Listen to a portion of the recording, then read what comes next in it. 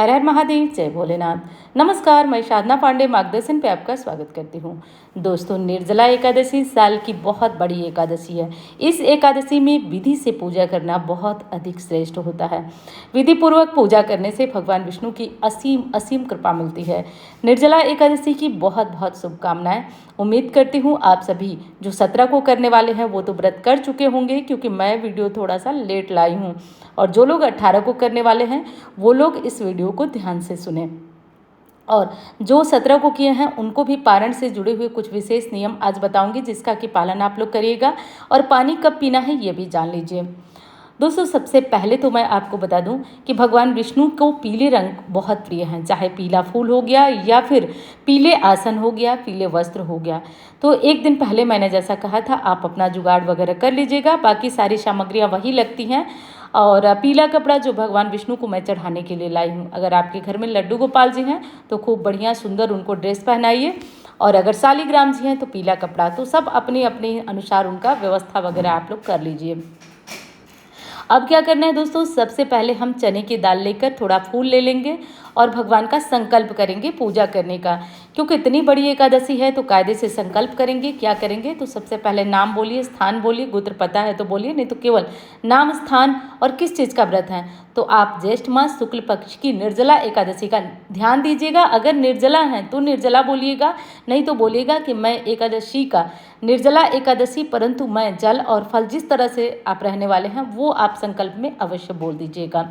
भगवान विष्णु की फोटो रख लीजिएगा। और आज मैं स्पेशली आपको फोटो से ही पूजन करना बताऊंगी, क्योंकि देखिए फोटो से ही अधिकांश लोग पूजन करते हैं। क्योंकि हम महिलाओं को शालिग्राम जी को स्पर्श करना मना होता है। तो जहाँ पे महिलाएं पूजा करती हैं, घर में अन्य कोई नहीं रहता है, तो थोड़ा शालिग्राम जी के लिए दिक्कत होती है। तो वही मेरे पास भी प्रॉब्लम है, तो मैं शालिग्राम जी नहीं रखी हूँ। और लड्डू गोपाल जी की पूरे दिन भर सेवा करनी ज़रूरी ही होती है लगभग। तो इस कारण मैं घर पे पूरे दिन रह नहीं पाऊंगी, तो इसलिए लड्डू गोपाल जी और शालिग्राम जी को नहीं रखी हूँ। मैं फोटो से ही पूजन करती हूँ, वही आपको बता रही हूँ। तो दोस्तों देख लीजिए, फोटो से आप विधि से कैसे स्नान कराएंगे। ध्यान रखिए, भगवान भाव के भूखे होते हैं।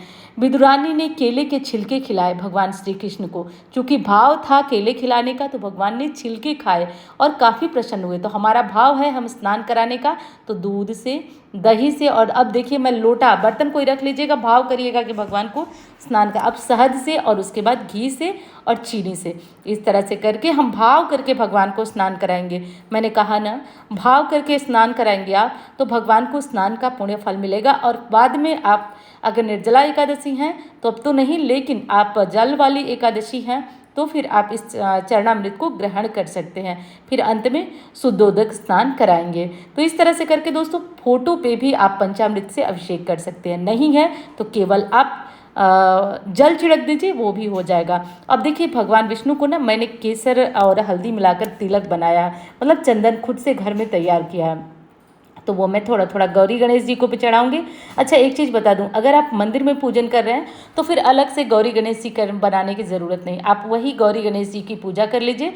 और जैसा कि मैं हर बार बताती हूँ, कन्फ्यूज़न हो जाएगी आपको, इसलिए फिर भी इस बार बता दे रही हूँ कि मेरे घर में जो गौरी गणेश जी हैं, जो बनाया जाता है, वो हमेशा के लिए होते हैं, 1 साल के लिए। तो मैं उनकी पूजा करती हूँ, इसलिए हर पूजा में उनको रखना अनिवार्य होता है मेरे लिए। तो मैं पहले उनकी पूजा कर लूँगी। तो जो भी स्नान कराऊँगी, भोग लगाऊँगी, पहले गौरी गणेश जी को। तो आप चाहें तो अन्य गौरी गणेश जी बनाएं, नहीं तो घर में जो फोटो में, मूर्ति में बने हुए गौरी गणेश है, आप उनकी पूजा कर लें। उसके बाद जो आपने कपड़ा लाया है भगवान के लिए, पीला पीताम्बर ज़रूर चढ़ाइएगा। तो भगवान को पीले रंग का वस्त्र आप लोग अर्पित कर लीजिएगा। वीडियो पसंद आ रही है दोस्तों तो आप लोग लाइक ज़रूर करिएगा और चैनल को सब्सक्राइब करिएगा। अच्छा देखिए, जब जिस चीज़ का समय होता है ना, वो तभी होता है। ये वीडियो मैं काफ़ी टाइम पहले शूट की थी, लेकिन देखिए जा रही है आज। तो यही होता है, जब जैसा समय रहता है। मुझे तो लगता है ये सारा खेल प्रभु का है। जब जैसी इच्छा उनकी होती है वैसे ही हमें चलाते हैं। बिल्कुल, आप इस बात से सहमत हैं तो ज़रूर बताइएगा हमको कमेंट में।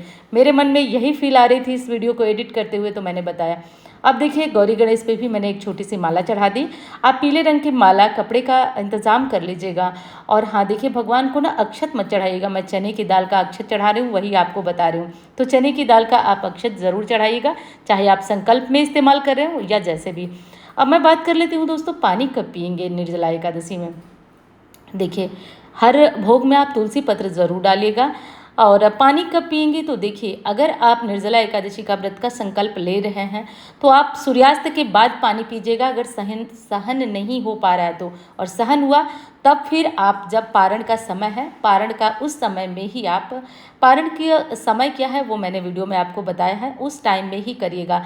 अच्छा, एक चीज़ और होता है, निर्जला एकादशी का जैसे मैंने संकल्प लेके आपको दिखाया ना, वैसे ही आप चाहें तो कुछ दान की सामग्रियां अपने पास रख लें। जैसे साड़ी दान कर सकते हैं, धोती दान कर सकते हैं, एक पंखा जिसको कि साधारण बोलचाल की भाषा में बांस का बेना भी बोला जाता है, तो जो भी चाहें आप ले लें, और एक छाता ले सकते हैं। ये सारी सामग्रियां, और कुछ फल ले सकते हैं जो सीजन के मौसम के फल हैं, और इनको लेकर आप संकल्प कर दीजिए, ठीक है। क्योंकि ये बहुत ही बढ़िया विकल्प होता है दान करने का, कि हे प्रभु ये दान की सामग्री मैं किसी को देने जा रही हूँ, या फिर आप पंडित जी को दे दें, या फिर आप किसी ज़रूरतमंद। तो संकल्प के टाइम अगर वो चीज़ें स्पर्श कर देते हैं आप जो व्रत करते हैं, तो इससे आपका फल और ज़्यादा बढ़ जाता है। अब देखिए, जिनके घरों में पैसे नहीं बचते हैं, बहुत सारे कमेंट में या फिर कुंडलियाँ देखती हूँ तो मुझे भी पता चलता है, वो लोग कमलगट्टे की दो आज वो रख लें, क्या बोलते हैं, दाने माता लक्ष्मी की फोटो के पास रखिए, और विश्वास मानिए अगली सुबह आप इस कमलगट्टे की माला को उठाइए, पीले कपड़े में बांधिए, आप अपने पर्स में रखिए, या जो फील्ड वर्क करते हैं आप रखिएगा। आप देखेंगे कि आपके पास पैसे जुड़ने शुरू हो जाएंगे। यह आमदनी का स्रोत तो नहीं बढ़ाएगा, लेकिन जितने पैसे हैं वो, उस पैसे में आप कुछ बचत कर पाएंगे। तो बेहद ही उत्तम उपाय है, और इस काम को ज़रूर करिएगा। और हाँ दोस्तों, एकादशी की उपायों वाली वीडियो थोड़ी देर में आपको मिलेगी, ठीक है। तो आपने चैनल को सब्सक्राइब नहीं किया तो उसको भी ज़रूर कर लीजिएगा, क्योंकि इस तरह के विशेष, आप बहुत परेशान रहते हैं, कमेंट में लिखते हैं दीदी उपाय बताइए, उपाय बताइए।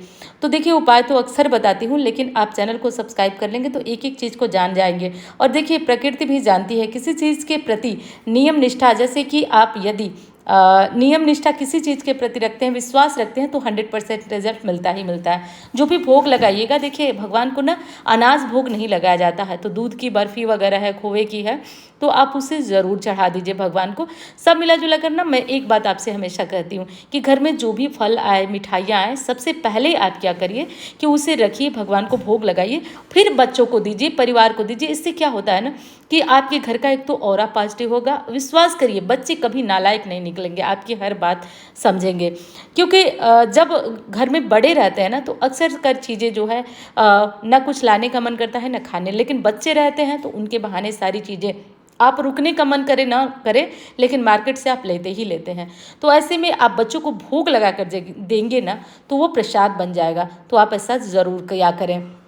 और हाँ, भगवत गीता है तो भगवान से स्पर्श कराएं, हे प्रभु आप अपनी कृपा बनाएं, और बैठकर कम से कम आधे घंटे 1 घंटे भगवत गीता का पाठ करें। अब आप लोग कहेंगे छोटे बच्चे रोने लगते हैं मार्केट से आते हुए, तो कोई नहीं, घबराना नहीं है। आप 1-2 पीस जो चीज़ें हैं उसमें से निकाल कर भगवान के लिए रख दीजिए, जब आप पूजा करें तो उसमें से भोग लगा दीजिए।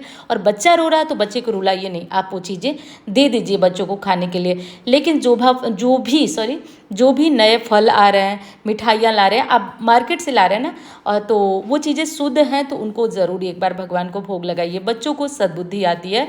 या फिर आप ही खाते हैं तो आप सोचिए, जब प्रसाद आप ग्रहण करते हैं तो उसका आनंद ही और होता है। तो ये काम आप ज़रूर कर लीजिएगा दोस्तों। और हाँ, आपको ये एकादशी की पूजा विधि कैसी लग रही है उसे आप ज़रूर बताइएगा। और जो भी भोग लगाते हैं, जैसे कि देखिए हमारे पास जो भी रहे ना, जैसे कई लोगों से मैं बात करती हूँ ऐसे पर्सनल, जो हमारे आसपास में है, तो लोग पूछते रहते हैं या कोई चीज़ें, वो लोग क्या करते हैं ना कि एक डिब्बे में मिश्री रख दिए हैं, बस भैया उसी से भोग लगाना है, भगवान को कुछ भी नया नहीं खिलाना है। तो ये तो दोष का भागी हो गए ना, हम नई नई चीज़ें खा रहे हैं। तो भगवान को अपने खाने पीने में से भोग लगाइए। भगवान को बहुत ही आनंद की प्राप्ति होती है जब हम अपने जैसा उनको रखने का प्रयास करते हैं। रख तो नहीं पाएंगे, लेकिन प्रयास करते हैं। अब देखिए, भोग लगाया है हमने, तो जब भी भगवान विष्णु को भोग लगाएं, घंटी घड़ियाल जो भी चीज़ें हमारे पास है, तो खैर बड़ी चीज़ें तो नहीं है, लेकिन घंटी ज़रूर बजाइए। भगवान प्रसन्न होते हैं और हमें मन वांछित वर देते हैं। एक बार फिर कहूँगी, उपाय की वीडियो आ रही है, उसे ज़रूर देख लीजिएगा। आप लोग के बहुत सारे प्रश्नों के जवाब उसमें मिलेंगे, और छोड़िए प्रश्नों के, आपकी बहुत सारी समस्याओं का समाधान होगा। वीडियो पसंद आए तो लाइक करिएगा। और अंत में दोस्तों, खूब अच्छे से भगवान की ओम जय जगदीश हरे वाली आरती कर लीजिएगा। उसके बाद कर्पूर गौरम कर लीजिएगा। उठकर अपने पितरों का ध्यान ज़रूर करिएगा। दक्षिण की तरफ मुँह करके उनको प्रणाम करें, पितरों का ध्यान करें। एक हाथ में घंटी बजाते रहें, एक हाथ से अपनी आरती करते रहें, पूरा करते रहें। उसके बाद आरती अपने पूरे घर में घुमाएं, पति, बच्चों, परिवार वालों को दें और अगर जैसा आपका व्रत है उस अनुसार आप निर्जला या फिर जल फल लेकर व्रत की शुरुआत करें। उम्मीद करती हूँ जानकारी आपको अच्छी लगेगी। अच्छी लगे तो दोस्तों दूसरों के काम की लगे तो आप इसे शेयर कर सकते हैं और अच्छी लगे तो आप दूसरों को बता भी सकते हैं। तो मिलती हूँ आपसे अन्य वीडियो में, तब तक के लिए वीडियो को ध्यान से सुनिए, एक एक बात को ध्यान से समझिए। हर हर महादेव, जय भोलेनाथ।